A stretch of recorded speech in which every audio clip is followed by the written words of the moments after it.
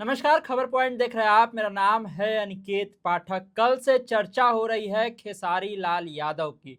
और जब खेसारी लाल यादव की चर्चा होती है तो साथ में पवन सिंह का नाम भी जुड़ ही जाता है। दरअसल खेसारी लाल यादव कल पहुंच गए थे नितिन नवीन से मुलाकात करने के लिए। भाजपा के राष्ट्रीय अध्यक्ष नितिन नवीन, उनका जन्मदिन था। उस मौके पर उनकी मुलाकात हुई। वहां पर सम्राट चौधरी भी मौजूद थे। उनसे भी खेसारी लाल यादव की मुलाकात हुई और कुछ बयान भी खेसारी लाल यादव देते हुए नजर आते हैं। चारों तरफ चर्चा चलने लगी कि क्या बीजेपी के साथ तो नहीं आ जाएंगे खेसारी लाल यादव। और साथ में चर्चा इस बात की भी चलने लगी कि खेसारी के इस मुलाकात से पवन सिंह कितने असहज होंगे और क्या पवन सिंह को साइड लाइन किया जा रहा है। इन्हीं सब मुद्दों पर बातचीत करने के लिए हमारे साथ हमारे सहयोगी परमवीर जी हैं, उन्हीं से सीधी बातचीत करेंगे। सबसे पहले तो जो खेसारी लाल यादव की कल मुलाकात हुई है, जाकर के मिले राष्ट्रीय अध्यक्ष नितिन नवीन से, सम्राट चौधरी भी वहां पर मौजूद थे। इस मुलाकात के मायने क्या हैं? देखिए अनिकेत जी, इस मुलाकात के कई मायने निकल रहे हैं और ये मुलाकात अचानक से हुई नहीं है। इसके पीछे बहुत प्लानिंग की गई है। हम्म। खेसारी लाल यादव 2025 में छपरा से आरजेडी के टिकट पर चुनाव लड़ रहे थे। बिल्कुल। सिर्फ उन्होंने आरजेडी के टिकट पर चुनाव ही नहीं लड़ा, बल्कि उन्होंने जमकर चुनाव प्रचार किया हम्म। और इस दौरान वो पानी पी पी कर बीजेपी के शीर्ष नेतृत्व को निशाने पर ले रहे थे। लेकिन कल जिस तरह से उन्होंने सम्राट चौधरी और बीजेपी के राष्ट्रीय अध्यक्ष नितिन नवीन से मुलाकात की, उसकी तस्वीरें भी सोशल मीडिया पर वायरल हुई। फिर उन्होंने जो बयान दिया, जिस तरह से उन्होंने नितिन नवीन की तारीफ की कि बिहार के आदमी है, बिहार इतना के बड़ा लाल पद पर हैं, चले इतने गए। देश दुनिया के सबसे बड़ी पार्टी का वो नेतृत्व कर रहे हैं, तो जमकर उन्होंने तारीफ की। लेकिन अब बात हम लोग यहाँ पे पवन सिंह भी कर रहे हैं, क्योंकि दोनों ही भोजपुरी के सुपरस्टार हैं और दोनों के बीच एक तकरार देखने को मिलती है। तो आखिर पवन सिंह, जिन्होंने 2025 के विधानसभा चुनाव में घूम घूम कर चुनाव प्रचार किया बीजेपी के लिए, बड़ा अच्छा स्ट्राइक रेट भी रहा बहुत जहाँ अच्छा पर। स्ट्राइक रेट रहा। उनका जो गाना था मोदी और नीतीश के जोड़ी हिट हुई, उसने एक पूरा माहौल क्रिएट किया था। अब पवन सिंह का स्टारडम इतना बड़ा है, उसको पूरा बिहार यूपी जानता है कि जहाँ पर भी जाते थे भीड़ उमड़ती थी, लोग सुनने के लिए आते थे। लेकिन अब देखिएगा पवन सिंह को, तो ऐसा लग रहा है कि बीजेपी जो है पवन सिंह को अपने से दूर रख रही है। अब पूछिए कैसे? कैसे? पहले चर्चा हुई कि पवन सिंह ने जो मेहनत किया है उसका इनाम दिया जाएगा। बिल्कुल। इनाम के तौर पर उन्हें राज्यसभा भेजा सकता है। राज्यसभा की रेस में पवन सिंह का जमकर नाम चला, लेकिन वहां पर नितिन नवीन चले गए। पवन सिंह को वो पद नहीं मिला। उसके बाद पश्चिम बंगाल का चुनाव था, कई राज्यों में चुनाव थे, असम में चुनाव था, लेकिन आपने क्या कहीं पवन सिंह को देखा चुनाव प्रचार करते हुए? पश्चिम बंगाल में तो शायद इसलिए भी नहीं ले गए होंगे कि आपको याद होगा जब आसनसोल से उनका टिकट हुआ था ठीक और है, वो गाना वाला बात हुआ था, सोचा होगा कि ले जाएंगे इनको तो माहौल बिगाड़ देंगे। ठीक है, माहौल बिगड़ जाएंगे, लेकिन बहुत ऐसे सीट थे जहां पर बिहारियों बिहारी की अच्छी संख्या होती है। अच्छी संख्या थी, वो मतलब एक तरफा कर सकते थे। लेकिन पवन सिंह को चुनाव प्रचार से दूर रखा गया। ठीक है। इसके बाद देखिए कि जब नई सरकार बनी तो शपथ में तमाम नेताओं को बुलाया गया। सम्राट चौधरी हाँ, का जब शपथ ग्रहण हो रहा था। लेकिन शपथ ग्रहण समारोह में आपने पवन सिंह को देखा? नहीं, कहीं देखा। नहीं। पवन सिंह कहीं नजर नहीं आए। उसके बाद पवन सिंह ने अभी तक सम्राट चौधरी को बधाई भी नहीं दी सोशल मीडिया पर पोस्ट करके। ये बड़ी बात है। हर बात पर वो बधाई देते हैं, हैं, शुभकामनाएं देते हैं, छोटे सरकार बनी थी उस हाँ, समय भी बधाई दिया था हाँ। उन्होंने।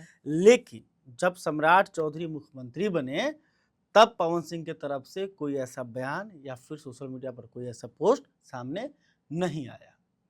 अब देखिए बीजेपी जो है उनके विरोधी यानी कि खेसारी लाल यादव से सम्राट चौधरी मुलाकात कर रहे हैं, नितिन नवीन मुलाकात कर रहे हैं, लेकिन क्या पवन सिंह को सम्राट चौधरी बुलाकर मुलाकात करेंगे? या फिर पवन सिंह कभी सम्राट चौधरी से मिलने गए हों, ऐसी तस्वीर आई सामने नहीं आई।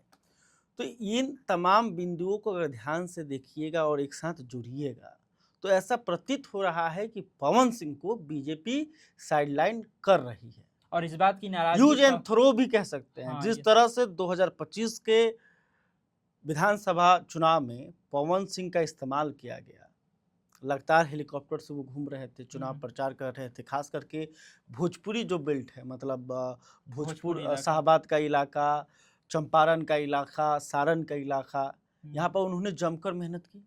उसका नतीजा भी देखने को मिला। शाहबाद 2024 के लोकसभा चुनाव में क्या हुआ था, पवन सिंह बागी हुए और उसी का नतीजा था कि 4 सीट, शाहबाद के चारों सीट पर एनडीए के उम्मीदवार चुनाव हार गए थे। बिल्कुल चुनाव लड़े, अच्छी खासी संख्या में उनको लोगों ने समर्थन दिया। उपेंद्र कुशवाहा तीसरे नंबर पर थे, एनडीए के उम्मीदवार तीसरे नंबर पर थे। तो इम्पैक्ट तो है पवन सिंह का, लेकिन अब यहाँ पे सवाल उठता है अनिकेत जी कि आखिर बीजेपी इनसे दूरी क्यों बना रही है? बिल्कुल सही बात है कि आखिर पवन सिंह से दूरी का मतलब क्या है? अगर पवन सिंह से इतना फायदा था, लेकिन अचानक से बीजेपी जो है वो इनसे दूरी बना रही है, तो इसका अगर मेन कहीं कारण है वो खुद पवन सिंह है। हाँ, पवन सिंह का अगर व्यक्तिगत जीवन को देखिएगा, उसमें बहुत उठापटक है, खास करके उनकी पत्नी के साथ जो तलाक प्रकरण चल रहा है।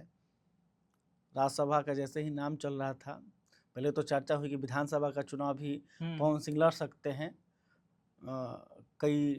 आरा के कई सीटों पर बात हो रही थी कि वहाँ से चुनाव लड़ सकते हैं, लेकिन वो वैसे ही ज्योति सिंह याद कीजिए लखनऊ पहुँच जाती है और फिर विवाद होता और फेसबुक लाइव करके वो पूरा विवाद होता है। फिर वो बहुत गंभीर आरोप लगाती हैं और 2 दिनों तक जो है यही खबर चलती है कि भाई पवन सिंह और जो है पत्नी के साथ ऐसे वैसे तमाम, ठीक है।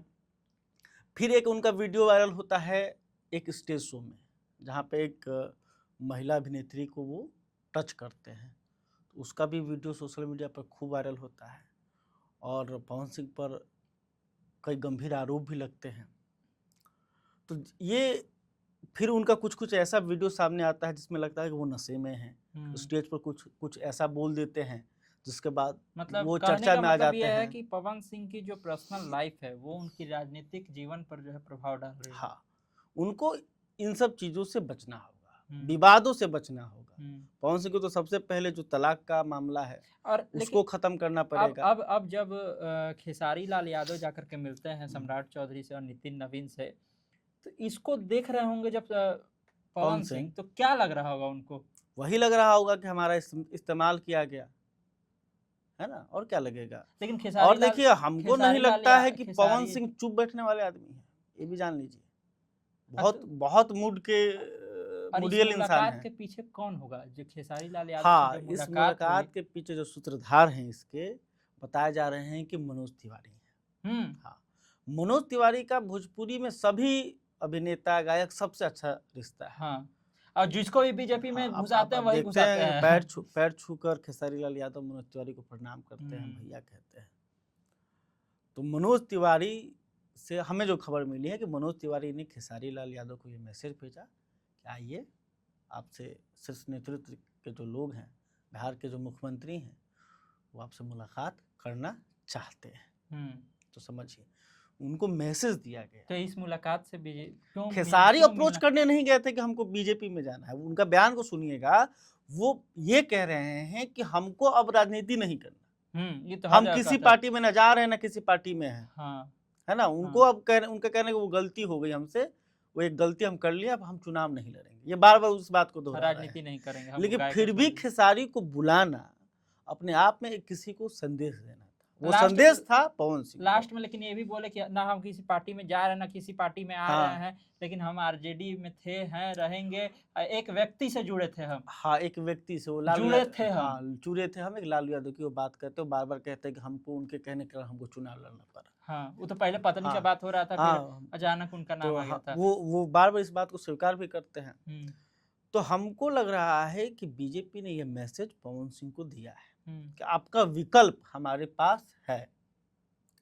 अब देखिए पवन सिंह इसको कैसे लेते हैं, क्या प्रतिक्रिया देते हैं, या विरोध करते हैं, या फिर शांत रहते हैं। हमें तो नहीं लगता है कि पवन सिंह शांत रहने वाले पवन व्यक्ति सिंह को हैं। तो ये भी बात चल रही है कि पवन सिंह को ये कह करके अभी शांत कर दिया गया है कि अगला लोकसभा का जब चुनाव आएगा तो आरा का सीट आपके लिए रिजर्व है ये है। अच्छा, 2024 में भी यही कहा गया है ना, आसनसोल से पवन सिंह को टिकट देकर ले लिया गया, पवन सिंह ने वापस तो नहीं अब किया तो था। रास्ता साफ है ना, उस समय समझे? तो आर के सिंह थे, पवन अब सिंह, तो आर के सिंह है नहीं, तो रास्ता साफ है।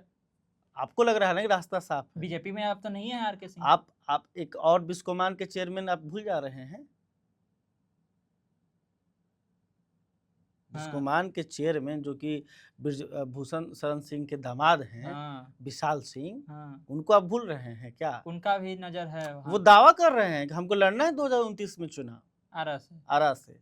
अब बताइए, अब ब्रिजभूषण शरण सिंह मतलब अगर अभी की दावेदारी चलेगी, और उनका जो पारिवारिक, उनके पिता भी सांसद रहे हैं, उनकी माँ भी आरा से सांसद रही हैं, तो पवन सिंह के लिए इतना रास्ता तो आसान मतलब नहीं अगर है। अभी पवन सिंह ये मान करके बैठ जाए, चलो ठीक है 29 में हमको आरा से मिलेगा, तो ये कहीं ना कहीं उनकी नासमझी भी हो सकती है। विशाल सिंह तो 4 साल पहले से कह रहे हैं कि हम तैयारी कर रहे हैं, लड़ेंगे चुनाव।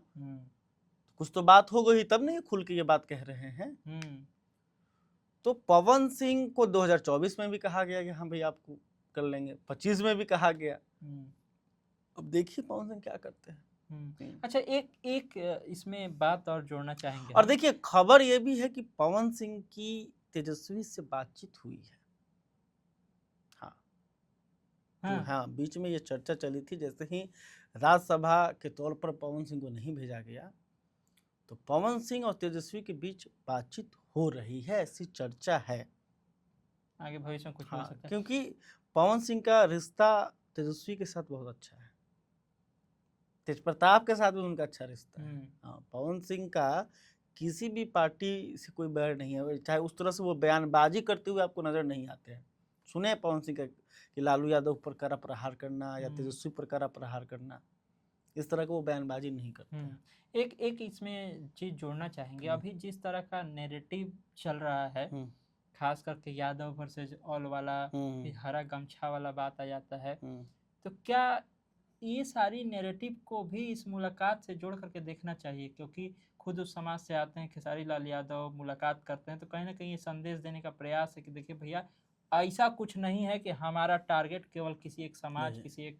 देखिए वो जो आप कह रहे हैं, कुछ दिन पहले तो तेजस्वी से खुद सम्राट मिल रहे थे, हाथ उन्होंने खुद बढ़कर हाथ मिलाया तेजस्वी से। बिल्कुल। और फिर तो जा करके तुरंत बयान दे देते हैं उधर। वो अलग राजनीति है। नेताओं का मुलाकात, अभिनेताओं नेता से मिल रहे हैं, ये सब अलग राजनीति है। और ये जो नैरेटिव सेट करना चाहते हैं कि हरा गमछा, यानी कि यादव को बिहार का विलेन बनाना चाहते हैं सम्राट, क्योंकि उनको पता है कि यादव अगर विलेन बने रहेंगे, उसके कारण जो पिछड़ी जातियां हैं, अति पिछड़ी जातियां हैं, जो दलित हैं, वो बीजेपी के पक्ष में रहेंगे। हाँ, तो वो ये नैरेटिव बिल्ड कर रहे हैं। तो पवन सिंह कहीं ना कहीं असहज जरूर होंगे जब खेसारी लाल यादव मुलाकात करते हैं सम्राट चौधरी से और भाजपा के राष्ट्रीय अध्यक्ष नितिन नवीन से, और जो साइडलाइन उनको किया जा रहा है उसके बारे में भी थोड़ा वो विचार जरूर कर रहे होंगे। इस मुलाकात के पीछे क्यों, किसका हाथ है, क्या वजह है, ये सारी चीज़ें हम डिस्कस कर रहे थे। आपको क्या लगता है? कमेंट बॉक्स में अपनी राय जरूर दीजिएगा। तमाम सारे खबरों के लिए आप इसी तरह खबर पॉइंट से जुड़े रहिए। यूट्यूब पर देख रहे हैं हमारे चैनल को सब्सक्राइब कर लीजिए, फेसबुक पर देख रहे हैं फेसबुक पेज को लाइक कर लीजिए। धन्यवाद, नमस्कार।